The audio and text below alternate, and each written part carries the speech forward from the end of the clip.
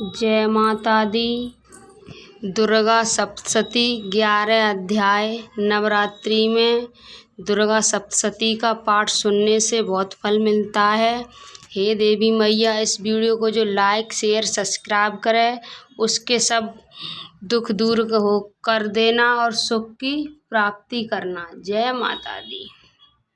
दुर्गा सप्तशती 11 अध्याय। महर्षि मेधा कहते हैं, दैत्य के मारे जाने पर इंद्रादित्य देवता अग्नि को आगे कर कात्यायनी देवी की स्तुति करने लगे। उस समय अभीष्ट की प्राप्ति के कारण उनके मुख खिले हुए थे। देवताओं ने कहा, हे शरणागतों के दुख दूर करने वाली देवी, तुम प्रसन्न हो और संपूर्ण जगत की माता तुम प्रसन्न हो। विश्वेश्वरी, तुम विश्व की रक्षा करो, क्योंकि तुम इस चर और अचर की ईश्वरी हो। हे देवी, संपूर्ण जगत की आधार रूप हो, क्योंकि तुम पृथ्वी रूप में भी स्थित हो और अत्यंत पराक्रमी वाली देवी हो। तुम विष्णु की शक्ति हो और विश्व की बीज परम माया हो, और तुम ही संपूर्ण जगत की मोहित कर रखा है। तुम्हारे प्रसन्न होने पर ही ये पृथ्वी मोक्ष को प्राप्त होती है। हे देवी, संपूर्ण विद्याएं तुम्हारे ही भिन्न भिन्न स्वरूप हैं। इस जगत में जितनी स्त्रियां हैं वह सब तुम्हारी ही मूर्तियां हैं। एकमात्र तुमने ही इस जगत को व्याप्त कर रखा है। तुम्हारी स्तुति किस प्रकार हो सकती है, क्योंकि तुम पर बुद्धि रूप हो और संपूर्ण प्राणियों और स्वर्ग मुक्ति देने वाली हो। अतः इसी रूप में तुम्हारी स्तुति की गई है। तुम्हारी स्तुति के लिए इससे बढ़कर और क्या युक्तियाँ हो सकती हैं। संपूर्ण जनों के हृदय में बुद्ध रूप होकर निवास करने वाली, स्वर्ग तथा मोक्ष प्रदान करने वाली नारायण देवी, तुमको नमस्कार। कालांष्ट आदि रूप से अवस्थाओं में परिवर्तन की ओर ले जाने वाली तथा प्राणियों को अंत करने वाली नारायणी, तुमको नमस्कार। हे नारायणी, संपूर्ण मंगलों के मंगल रूप वाली, हे शिव, हे संपूर्ण प्रयोजन को सिद्ध करने वाली, हे शरणागत वश तीनों नेत्रों वाली गौरी, तुमको नमस्कार। सृष्टि स्थिति तथा संहार की शक्ति भूता सनातनी देवी, गुणों का आधार तथा सर्व सुखमयी नारायणी, तुमको नमस्कार। हे शरण आए हुए शरणागतों की दीन दुखियों की रक्षा में तत्पर, संपूर्ण पीड़ाओं को हरने वाली, हे नारायणी, तुमको नमस्कार। हे नारायणी, तुम ब्रह्मांडी का रूप धारण करके हस्तों के जुते हुए विमान पर बैठती हो तथा कुश की अभिमंत्री जल छिड़कती रहती हो, तुम नमस्कार है। महेश्वरी, तुमसे त्रिशूल, चंद्रमा और सपों को धारण करने वाली हो। हे महावृषक वाहन वाली नारायणी, तुम्हें नमस्कार।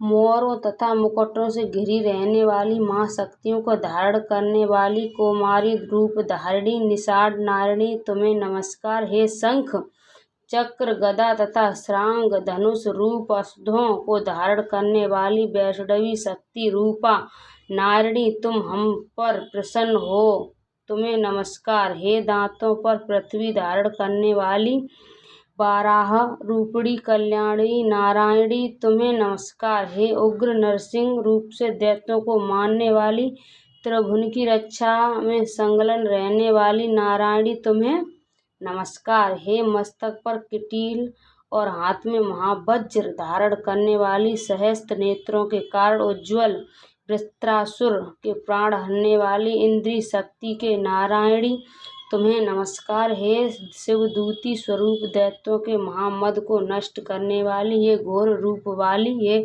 महाशब्द वाली, हे नारायणी, तुम्हें नमस्कार।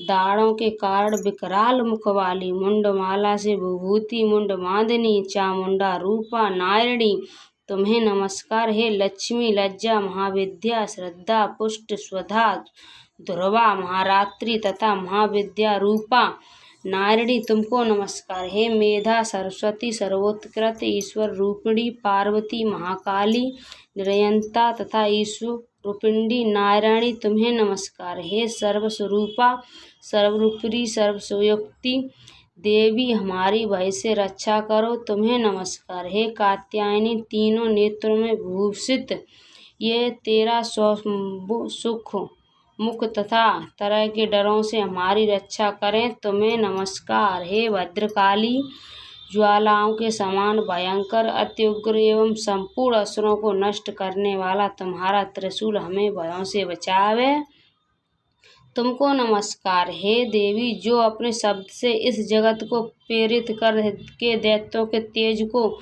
नष्ट करता है वह आपको घंटा इस प्रकार हमारी रक्षा करें जैसे कि माता अपने पुत्रों की रक्षा करती हैं।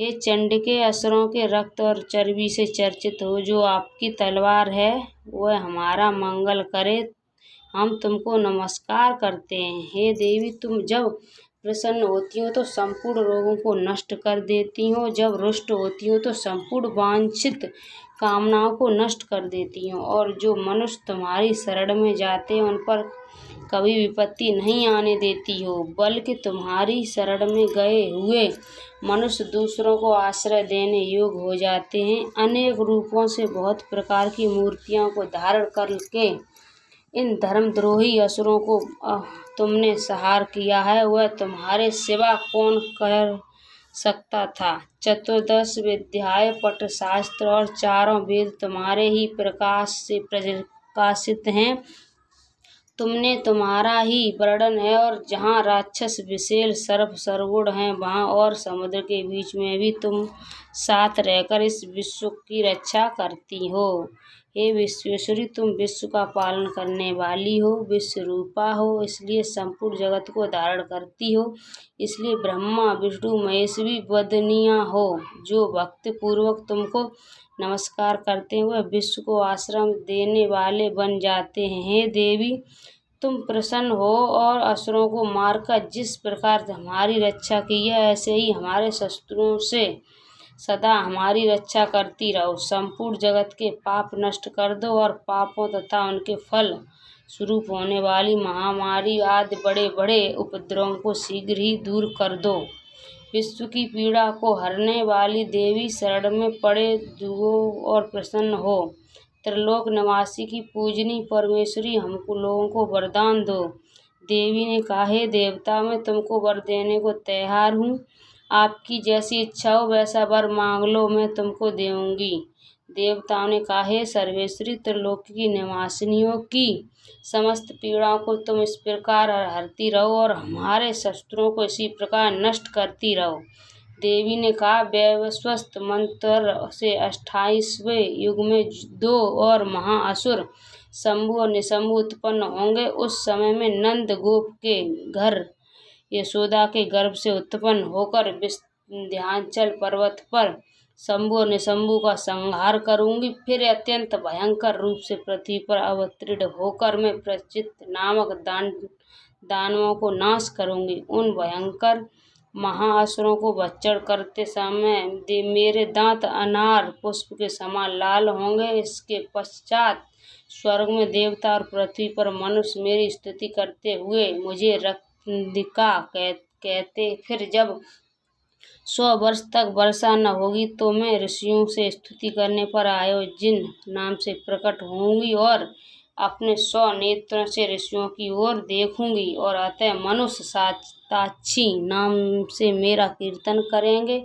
उसी समय में अपने शरीर से उत्पन्न हुई प्राणों की रक्षा करने वालों शाखों द्वारा सब प्राणियों का पालन करूंगी और तब इस पृथ्वी पर शाकंभरी के नाम से विख्यात होंगी और इसी अवतार में मैं दुर्गे नामक महाअसुर का वध करूंगी। दुर्ग नामक महाअसुर का वध करूंगी और इससे मैं दुर्गा देवी के नाम से प्रसिद्ध होंगी। इसके पश्चात जब मैं भयानक रूप धारण कर के हिमालय निवासी ऋषियों महर्षियों की रक्षा करूंगी तब भीमा देवी के नाम से मेरी ख्यात होगी। और जब फिर मैं अरुण नामक असुर तीनों लोकों को पीड़ित करेगा तब मैं असंख्य ब्राह्मण का रूप धारण कर उस पर महादैत्य का वध करूंगी। तब स्वर्ग में देवता और मृतलोक में मनुष्य मेरी स्तुति करते हुए मुझे ब्रह्मरी नामक से पुकारेंगे। इस प्रकार जब जब पृथ्वी राक्षसों से पीड़ित होगी तब तब मैं अवतरित होकर शत्रुओं का नाश करूंगी। दुर्गा सप्तशती का 11 अध्याय समाप्त। बोलिए दुर्गे मैया की जय। दुर्गा सप्तशती का 12 अध्याय। बोलिए माता रानी की जय। 12 अध्याय दुर्गा सप्तशती। देवी बोली, हे देवताओं, जो पुरुष इन स्त्रों द्वारा एकाग्रचित्त होकर मेरी स्तुति करेगा उसके संपूर्ण कष्टों को निसंदेह कर लूंगी। मधुकैटभ के नाश, महिषासुर के वध और शंभु तथा निशंभु के वध की जो मनुष्य कथा कहेंगे, मेरे महाशय को अष्टमी, चतुर्थी व नवमी के दिन एकाग्रत से भक्ति पूर्वक सुनेंगे, उनको कभी कोई पाप न रहेगा। पाप से उत्पन्न हुई विपत्ति भी उनको न सताएगी। उनके घर में दरिद्र न होगी और न उनको प्रियजनों का विछोह होगा। उनको किसी प्रकार का भय न होगा। इसलिए प्रत्येक मनुष्य को भक्ति पूर्वक मेरे इस कल्याणकारक महामास्य को सदा पढ़ना और सुनना चाहिए। मेरा ये महामात्म्य महामारी से उत्पन्न हुई संपूर्ण उपद्रवों को एवं तीनों प्रकार के उत्पातों को शांत कर देता है। जिस घर में, मंदिर में या जिस स्थान पर मेरा ये स्तोत्र विधि पूर्वक पढ़ा जाता है, उस स्थान का मैं कभी भी त्याग नहीं करती और वहाँ सदा ही मेरा निवास रहता है। बलिदान, पूजा, होम तथा महोत्सवों में मेरा ये चरित्र उच्चारण करना तथा सुनना चाहिए। ऐसा हवन या पूजन मनुष्य जानकर या बिना जाने करे, मैं उसे तुरंत ग्रहण कर लेती हूँ और सरल काल में प्रत्येक वर्ष जो महापूजा की जाती है उसमें मनुष्य भक्ति पूर्वक मेरा ये महामात्म्य सुनकर सब विपत्तियों से छूट जाता है और धन धान्य तथा पुत्रादि से संपन्न हो जाता है। और मेरे इस महामात्म्य व कथाओं इत्यादि को सुनकर मनुष्य निर्भय हो जाता है और महामात्म्य को श्रवण करने वाले के शत्रु नष्ट हो जाते हैं तथा कल्याण की प्राप्ति होती है और उनका कुल आनंदित हो जाता है। सब कष्ट शांत हो जाते हैं तथा भयंकर स्पंद दिखाई देना तथा घरेलू दुख इत्यादि सब मिट जाते हैं। बाल गृहों में गृहस्थित बालकों के लिए मेरा महामास्य परम शांति देने वाला है। मनुष्य में फूट पड़ने वाला ये सभी भली भांति मित्रता करने वाला है।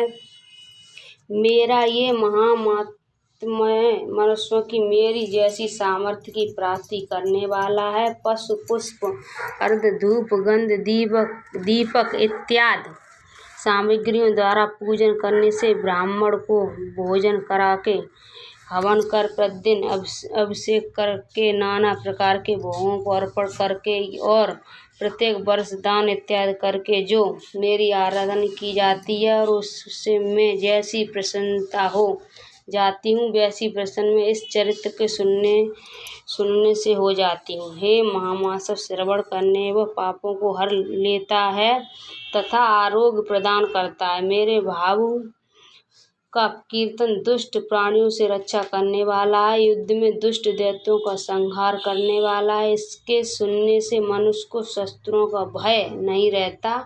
हे देवताओं, तुमने जो मेरी स्तुति की है अथवा ब्रह्मा जी ने मेरी स्तुति की है वह मनुष्यों को कल्याणमयी वृद्धि प्रदान करने वाली है।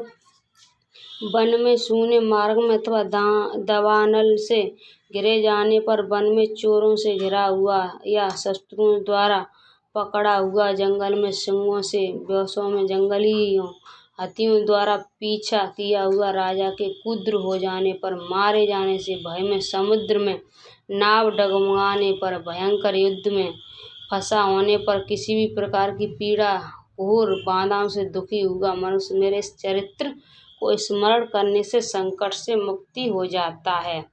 मेरे प्रभाव से सिंह, चोर या शत्रु इत्यादि दूर भाग जाते हैं और पास नहीं आते। महर्षि ने कहा, प्रचंड पराक्रम वाली भगवती चंडिका को यह कहने पश्चात सब देवताओं को देखते ही देखते अर्ध ध्यान हो गई और संपूर्ण देवता अपने शस्त्रों के मारे जाने पर पहले की तरह यज्ञ भाग का उपयोग करने लगे और उनको अपने अधिकार फिर से प्राप्त हो गए तथा युद्ध में देवताओं के शस्त्रों शंभु और निशंभु के देवी के हाथों मारे जाने पर बाकी बचे हुए राक्षस पाताल को चले गए। हे राजन, इस प्रकार भगवती अंबिका नित्य होती हुई भी बार बार प्रकट होकर इस जगत का पालन करती हैं, इसको मोहित करती हैं, जन्म देती हैं और प्रार्थना करने पर समृद्धि प्रदान करती हैं। हे राजन, भगवती की महाप्रलय के समय महामारी का रूप धारण करती हैं और वहीं संपूर्ण ब्रह्मांड में व्यक्त और वहीं भगवती समय समय पर महाकाली तथा महामारी का रूप बनाती हैं और स्वयं अंजनामा होती हुई भी सृष्टि के रूप में प्रकट होती हैं। वह सनातनी देवी प्राणियों का पालन करती हैं और वहीं मनुष्य के अद्वय के समय घर में लक्ष्मी के रूप में बनाकर स्थिति हो जाती हैं तथा अभाव के समय दरिद्रता बनकर विनाश कर कारण बन जाती हैं। पुष्प, धूप और गंध आदि से पूजन करके उनकी स्तुति करने से वह धन एवं पुत्र देती हैं और धर्म में शुभ वृद्धि प्रदान करती हैं। दुर्गा सप्तशती का 12 अध्याय समाप्त। बोलिए दुर्गे मैया की जय। प्रेम से बोलो दुर्गे मैया की जय।